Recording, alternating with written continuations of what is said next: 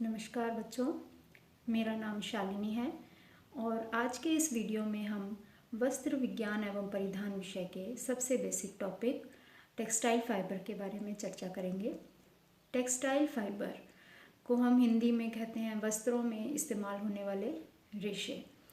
तो जैसा कि नाम ही बता रहा है कि वो रेशे जो कि कपड़ा बनाने के लिए इस्तेमाल होते हैं, तो यानी कि और भी बहुत से प्रकार के रेशे होंगे हमारे चारों तरफ, लेकिन सभी रेशों को हम कपड़ा बनाने के लिए इस्तेमाल नहीं कर सकते। तो आज के इस वीडियो में हम इस बात पर चर्चा करेंगे कि रेशों में ऐसे कौन से गुण होने चाहिए, ऐसे कौन सी क्वालिटीज़ होनी चाहिए उनमें कि वो कपड़ा बनने के लिए काम में आ सके। जैसे कि हम देखते हैं कि पतले पतले रेशे के तरह के ही बहुत सी पतली पतली संरचनाएं हमारे चारों तरफ होती हैं, लेकिन हम सभी को कपड़ा बनाने के लिए इस्तेमाल में नहीं ला सकते। तो हम इन रेशों में ऐसे कौन से गुण हैं उनके बारे में चर्चा करेंगे। तो ये हमारा टॉपिक बनता है वस्त्रोपयोगी रेशों की विशेषताएं।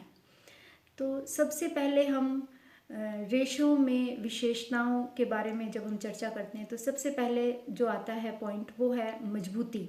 यानी कि जब हम रेशे से धागा और धागे से कपड़ा बनाते हैं तो ये एक लंबा प्रोसेस है और बहुत ही अलग अलग स्टेप से रेशे को गुजरना पड़ता है। तो इतना मजबूत तो हो वो कि वो इन सभी बाधाओं को पार कर सके, इन सभी विधियों से या कहीं प्रोसेस से निकल कर वो एक मजबूत कपड़ा भी बना सके, क्योंकि कपड़े की मजबूती धागे की मजबूती पे डिपेंड करती है और धागे की मजबूती जो है वो रेशे की मजबूती पर डिपेंड करती है। दूसरा हम बात करते हैं कि रेशा जो है वो इतना तो लंबा हो कि वो उसे हम ट्विस्ट कर सकें, यानी कि उसमें घुमाव दे सकें और वो धागा बनाने में काम में आ सके। तो जब हम लंबाई की बात करते हैं तो कम से कम लंबाई रेशे की 3 से 4 इंच तो होनी ही चाहिए। फिर हम तीसरा जो हमारा पॉइंट है वो होता है उसका व्यास, यानी कि उसका डायमीटर। तो जब हम रेशे के डायमीटर की बात करते हैं तो वो जैसे जैसे किसी भी चीज़ का डायमीटर कम होता जाता है वो पतला होता जाता है, ये एक साधारण सी बात है।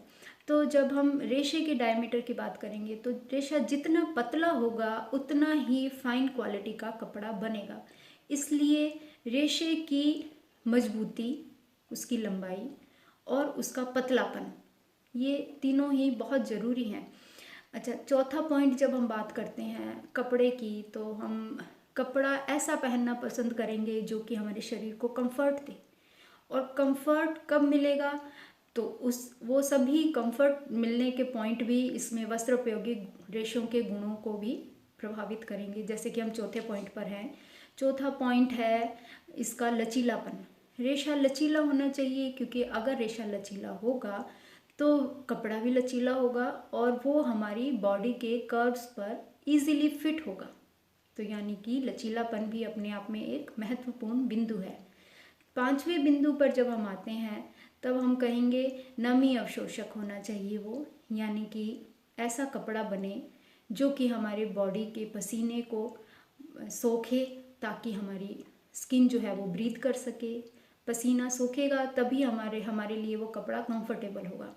फिर हम आएंगे, लचीलापन हो गया, इसके बाद में हम बात करते हैं इलास्टिसिटी और रेजिलियंसी, यानी कि इसको हिंदी में हम बोलते हैं प्रत्यास्था एवं प्रतिस्कंदता। कपड़ा अगर खींचेगा और इतना खींचे कि वो टूटे नहीं, मतलब एक उसकी तनाव सहने की क्षमता होनी चाहिए, और दूसरा खींचने के बाद में वो वापस अपनी शेप में आ जाए, यानी कि वो रेजिलियंसी भी उसमें होनी चाहिए कि भाई खींच तो लिया आपने लेकिन फिर वापस अगर वो शेप में नहीं आया है तो वो फैल जाएगा। ऐसा गुण भी हमें रेशे में होना चाहिए कि वो वापस अपनी शेप ले ले, और दूसरा वो मूवमेंट के साथ साथ वो कपड़ा उतना खींच भी सके। ठीक है, तो ये सब जो है वो एसेंशियल गुण हैं। इसके अलावा रंग भी हो सकता है कि भाई रेशे का जो रंग है वो ज़्यादा गहरा ना हो, नहीं तो फिर उसको डाई करने में दिक्कत आती है, वो डाई नहीं हो पाता है।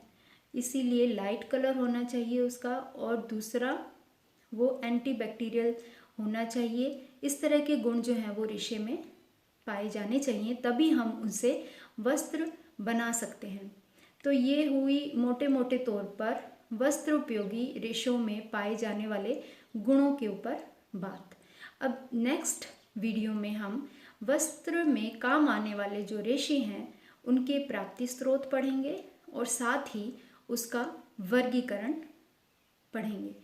तो आशा करती हूँ कि आप लोग इस वीडियो को ध्यान से सुनेंगे और इसको समझेंगे, और यदि आपकी कोई क्वेरीज हैं तो आप मुझसे कांटेक्ट कर सकते हैं। Okay, thank you.